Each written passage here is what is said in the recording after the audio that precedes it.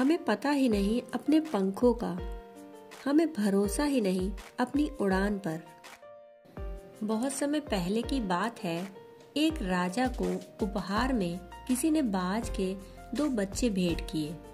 वे दोनों ही बच्चे बड़ी अच्छी नस्ल के थे और राजा ने कभी इससे पहले इतने शानदार बाज नहीं देखे थे। राजा ने उनकी देखभाल के लिए एक अनुभवी आदमी को नियुक्त कर दिया। जब कुछ महीने बीत गए तो राजा ने बाजों को देखने का मन बनाया और उस जगह पर पहुंच गए जहां उनकी परवरिश हो रही थी। राजा ने देखा कि दोनों बाज काफी बड़े हो चुके थे और अब पहले से भी शानदार लग रहे थे। राजा ने बाजों की देखभाल कर रहे आदमी से कहा, मैं इनकी उड़ान देखना चाहता हूँ, तुम इन्हें उड़ने का इशारा करो। आदमी ने ऐसा ही किया। इशारा मिलते ही दोनों बाज उड़ान भरने लगे, पर जहाँ एक बाज आसमान की ऊंचाइयों को छू रहा था, वहीं दूसरा कुछ ऊपर जाकर वापस उसी डाल पर आकर बैठ गया जिससे वो उड़ा था। ये देख राजा को कुछ अजीब लगा।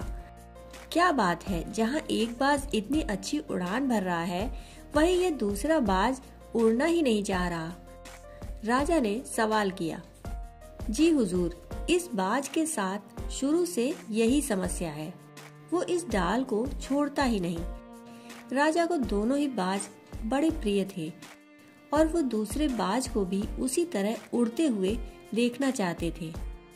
अगले दिन पूरे राज्य में ऐलान कर दिया गया कि जो भी व्यक्ति इस बाज को ऊंचा उड़ाने में कामयाब होगा, उसे ढेरों इनाम दिए जाएंगे। फिर क्या था, एक से एक विद्वान आए और बाज को उड़ाने का प्रयास करने लगे, पर हफ्तों बीत जाने के बाद भी बाज का वही हाल था। वो थोड़ा सा उड़ता था और वापस आकर उसी डाल पर बैठ जाता। फिर एक दिन कुछ अनोखा हुआ।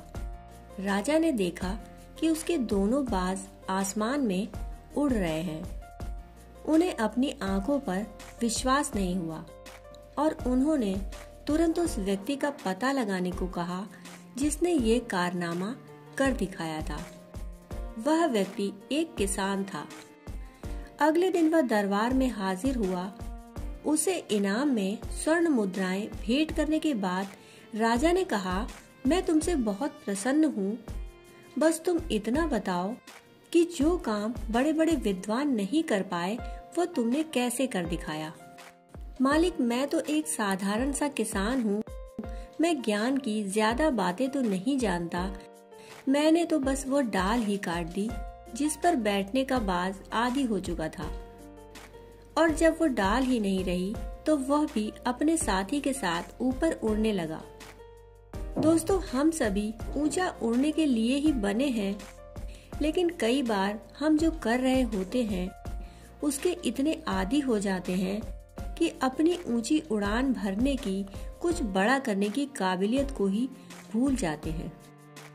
यदि आप भी सालों से किसी ऐसे ही काम में लगे हैं जो आपकी सही क्षमता के मुताबिक नहीं है, तो एक बार जरूर सोचिए कि कहीं आपको भी उस डाल को काटने की जरूरत तो नहीं जिस पर कि आप बैठे हैं।